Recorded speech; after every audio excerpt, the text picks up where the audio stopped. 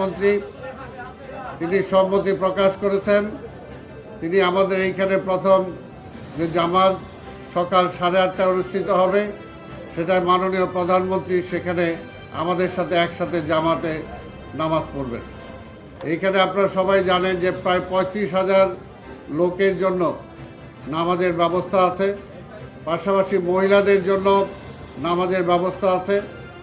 এবং আমরা আশা করি আমাদের মন্ত্রিপরিষদের সদস্যবর্গ সহ অন্যান্য উচ্চপদস্থ কর্মকর্তা যারা আছেন তারাও এখানে উপস্থিত থাকবেন। এবং এখানে আমাদের নামাজের আগে যদি কারো প্রয়োজন হয় ওযুর ব্যবস্থা সেটাও করা আছে, মহিলাদের জন্য একই ব্যবস্থা করা আছে।